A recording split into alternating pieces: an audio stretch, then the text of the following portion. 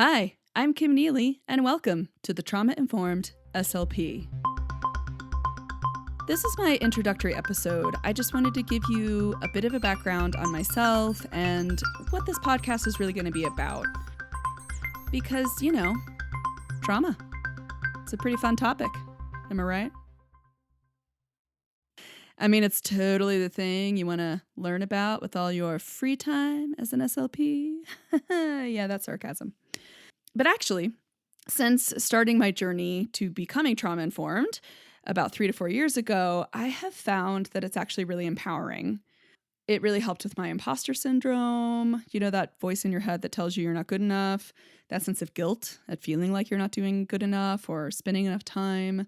I found out a lot of great information and strategies that actually really helped with my burnout, et cetera, et cetera, et cetera. Because you see, becoming trauma informed means you developed these extra tools and this way of looking at things that helps you to promote resiliency in everybody you interact with. You figure out how to create a safe space emotionally and physically for people and focus on empowering people. That includes your clients, your colleagues, and even yourself. And I'm not perfect at it, at all.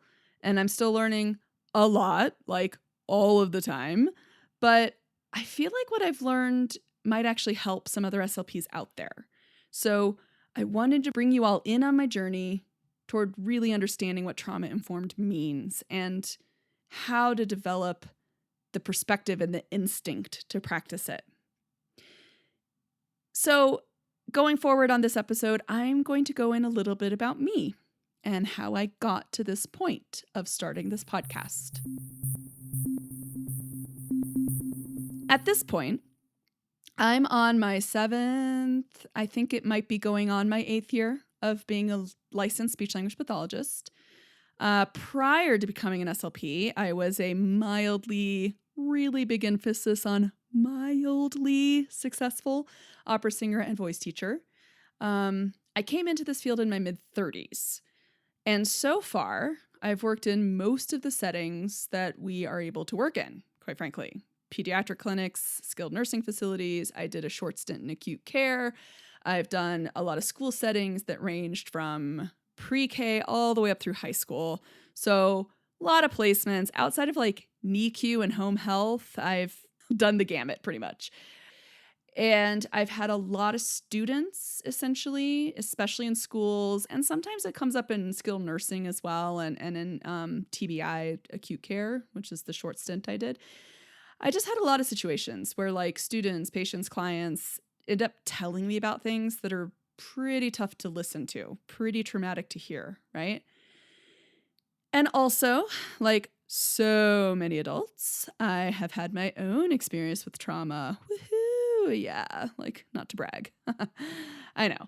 I'm not going to go into the details about it, but I do want to mention it, as I will likely have some personal perspectives that come up from time to time when discussing certain topics. So I do have a history of developmental trauma and pretty significant depression and anxiety that actually runs in my family. It's likely very genetic, especially on my mother's side. I actually started taking my own mental health very seriously in my mid-30s, consequently when I happened to be in graduate school for SLP. Shock. What? I mean, grad school is just such a chill time for us. Yeah. So I started seeing a counselor at the university that I went to, University of Arizona, and she was really fantastic. And I saw her for a couple of years. I really made a whole lot of strides, though, once I started taking some medication for the depression and anxiety about 1.5 years after starting therapy, because medication is what actually helped my brain to listen to me. I was actually able to redirect the thoughts, which is the biggest part of what you're trying to do with counseling, but it was very difficult to do until I started taking medicine. Then it was it's my mind is actually listening to this metacognitive higher level part of me that says, hey, you can just calm down. And then it does. It's kind of awesome. Okay. At least from my experience. It's not everybody's experience, but another little thing about me, I'm also the ADHD flavor of neurodivergent. I was diagnosed very late in life, actually over the past really couple of years, as so many females are. This means I actually experienced a lot of the social isolation and the stigma that comes from ADHD. And I tried to keep up a really consistent, like, mask for people and then fail to mask, which I just wanted to bring up because it's kind of important, right? It's a perspective I'll probably bring into when talking about neurodivergency. That is all to say, I'm well into my own personal mental health / trauma healing journey. And now I can confidently say I am a recovering perseverator of my failures and constantly apologizing for existing, or I don't know. I don't really know a better way to put that, but you know what I mean. And this personal journey of mine, like timing wise, it just kind of dovetailed right into my journey to discovering what trauma informed means. See, I didn't actually lose the thread this time. I circled back around, you guys. ADHD magic. So, when I first heard about trauma informed care, I started the way most people would. I Googled it. I found a lot of websites. And a lot of them gave a really broad general definition of it. Like websites that would basically say, like, our office staff will treat you with respect because we use trauma-informed care. But my neurodivergent brain is like really not content with just a fuzzy general grasp of a concept. So I started going even deeper and I looked into Google Scholar and I looked up a lot of .org and .gov websites and ended up finding a whole lot of in-depth info on trauma-informed care.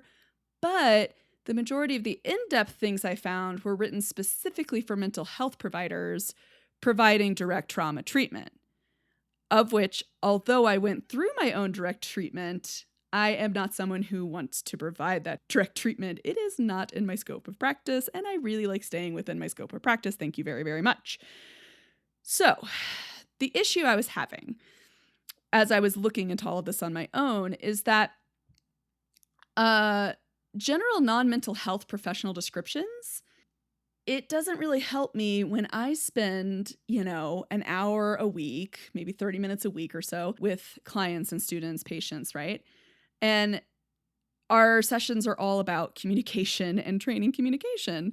So outside of mental health professionals, SLPs probably spend like the most one-to-one time just communicating and training communication with our clients, So things come up. For the clients who have a effective communication modality, they come up. They're big things. They have big things that occur in their life. They have big changes. They have big events that happen, and they want to tell somebody about it. So it makes sense that they tell us, right? It makes sense that if my high school students trust me, I'd be the first person they tell about traumatic events. So trigger warning here, but in high school, like having some of my cis girls tell me about sexual assault and things that do happen, right? And getting them plugged into the mental health people, of course, on campus. But I felt like as an SLP, I just needed to know where those professional boundaries are when I'm in those moments, when you're having those discussions, when the person is in your office and they're crying and maybe they're triggering because they're reliving their memories or whatever it is. I just wanted to know, how can I help my clients the most effectively in these situations without stepping outside of my boundaries and or saying something that might actually be more psychologically like harmful than helpful, right? And then given the fruitless Google searching, I needed more, quite frankly. I had to go even deeper. Like I had to ramp up my hyperfixation superpower and just dive into some educational courses, basically, on trauma-informed care. So I did take a few short online workshops during the initial COVID-19 shutdown, but they weren't quite as deep as I wanted, and they were still very much geared toward mental health professionals. So I ended up taking a graduate level course at Colorado State University. It's called Trauma-Informed Care. It was mainly designed for working mental health professionals, so like counselors and social workers and like graduate students in a mental health program. But I took it and I was the only SLP, so like represent SLP. Yeah, pretty much. And that actually helped a lot because there was a section in the course where they started talking more about direct trauma treatment for mental health professionals, which it's a funky thing about my ADHD brain. It's like I need the entire thing mapped out so that I know where I don't want to go, if that makes sense. right? Like, like I need to know where the scary forest is because that's where I don't want to go. So I do want to know about the scary forest. I want to hear about the scary forest. I want to like watch somebody else's exploration into the scary forest, but I don't want to go in there myself. And that's pretty much what like direct trauma treatment is to me. It's like scary forest. So just don't go there, but at least I know something of it now. So yay. Help me figure out the boundary, right? Where does that scary forest start, essentially? I hope that makes sense. So that's why I actually really enjoyed that course. And then, like a good little neurodivergent on a really deep dive, I ended up taking another set of online courses through the Arizona Trauma Institute. I am not promoting or like, I don't receive any financial compensation or anything from them. I just found them to be really useful. I ended up taking all their courses, the ones that you need to become a certified trauma support specialist. So somebody who supports people who've had trauma. I'm not someone who treats the trauma, which is great. And I'm still honestly taking some of their other web-based courses because I just think they've just been really useful and helpful, and I've really enjoyed their content. So I can put a link in the show notes to that website for you guys, but I'm not really necessarily promoting it. I just found it really useful. So in this whole like going deep thing, what I discovered is that trauma-informed care is just really huge. It's a lot bigger. It's a lot broader of a topic and a concept than what I've seen discussed in the SLP world thus far. I know there was an ASHA leader dedicated to it. I've read those articles. I know that some other SLP podcasts mention it. I know that you see it in reference to the neurodivergency movement a lot, right? But it's actually really huge because it is an entire framework of how to interact in a supportive way and how to promote resiliency in like every single human you interact with, which is pretty big, right? It's pretty broad. So it does encompass things like the neurodiversity movement and presuming competence, but it also encompasses things like cultural competency when working with certain minority groups, toxic work environments, and what organizational structures lead to a toxic work environment. Professional burnout is a huge one. Secondary trauma response, which can basically be part of the aspect of professional burnout. That's a huge thing, right? So it's all really super important stuff that all falls under this umbrella of trauma-informed care. And I really found that having this big picture paradigm, having a way to look at all these really what seem to be unconnected topics and placing them under a single like conceptual umbrella was really helpful to me. It helped me understand things. It gave me a great way to integrate new perspectives.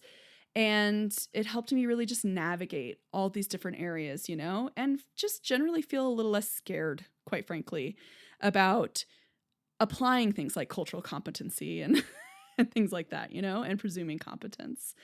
So I really think every SLP would benefit from knowing about trauma-informed care and knowing about the big picture of it and how to implement it in our practice, regardless of whatever specialty area we're in, because it really does have to do with interacting with people in general. So it can be in medical, it can be in schools, it can be with little kids, it can be with adults, it can be with everybody. But like, it's kind of a big ask to have working SLPs try to look this up themselves, right? I mean, SLPs are kind of busy, right? You guys are a little busy out there. So it would be silly to expect SLPs to take all this time that I took, right? So the good news for you guys, I guess, is that I don't just have the ADHD superpower of hyperfixation. I also have a real love for info dumping, for dumping out this information I learn and teaching people and instructing people and also just discussing things with people. I just get so intellectually curious about so many things. So that brings me to starting up this podcast. I decided on a podcast because I personally listen to podcasts a lot. I did it a lot, like especially in schools when I had to do those really repetitive things about billing or spreadsheets, like something really like, that my ADHD brain was like, oh no, this is too repetitive. So I would listen to podcasts. I love listening to them on like commutes and things like that, right? Or maybe when you're doing chores that you don't want to do. So it's a format you can just sit back and just listen and let it wash over you.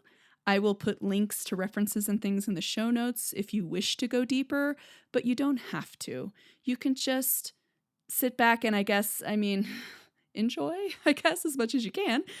because really we're just trying to learn how to build resiliency in people and what it means to encourage emotional and physical safety in the people we interact with, including in ourselves, you know? So I hope you end up enjoying it. I hope to publish an episode bi-weekly at minimum, possibly once a week, depending on how good I get at editing. Since this is all very new to me. But my first round of episodes are going to be really informational ones where I give the foundational information, most of that foundational information that I learned in that graduate course and also on the courses I took to be a certified trauma support specialist. I just want to go over some of those things in this type of format where you can just listen and just take in things at your own time and at your own pace. This is a very long introductory episode. I'm so sorry about that, but I felt like I had a lot to say.